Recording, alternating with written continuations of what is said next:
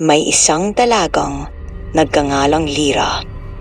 Maganda, tahimik, kaakit-akit. Isa siyang misteryosong babae sa isang maliit at liblib na baryo sa Visayas. Kahit napakaraming humahanga sa kanya, bihira siyang makitang nakikipag-usap sa ibang tao. Maraming tsismis ang umiikot. Sinasabing galing daw siya sa lahing aswang. Pero walang makakapagpatunay. Kaya ang mga tao natutong umiwas sa kanila, lalo na sa gabi.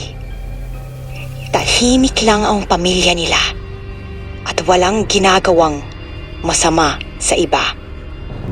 Isang araw, dumating sa baryo si Daryl. Isang binatang tagalungsod na gustong mamuhay ng simple. Doon niya unang nakita si Lyra.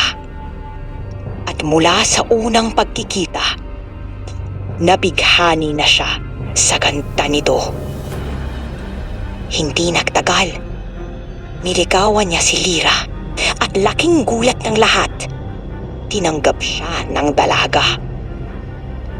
Pero hindi natuwa ang mga magulang ni Lyra. Pinapalayas nila si Daryl. Paulit-ulit siyang tinatakot. Layuan mo ang anak namin. Umayos ka bago pa mahuli ang lahat. Pero hindi nagpadait si Daryl. Mas minahal pa niya si Lyra. Hanggang sa dumating ang isang gabi, tumakas ang dalawa.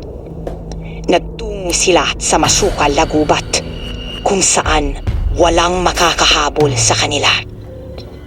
Doon sila nagyakap, nangakong hindi na maghihiwalay. Ngunit bigla, may kakaiba sa tingin ni Lyra. Namumula ang kanyang mga mata, umalingasaw ang mabahong angin. At mula sa likod ng kanyang damit, tumubo ang malalaking pakpak ng paniki. Gulat na gulat si Daryl. Hindi na siya nakatakbo.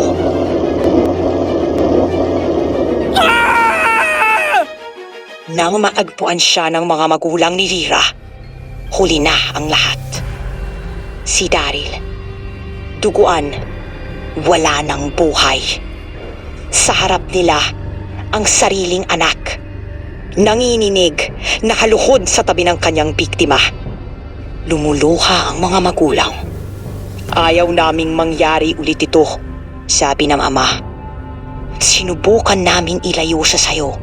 Hindi dahil galit kami, kundi dahil alam naming hindi pa siya handang pigilan ang kanyang pagkautom.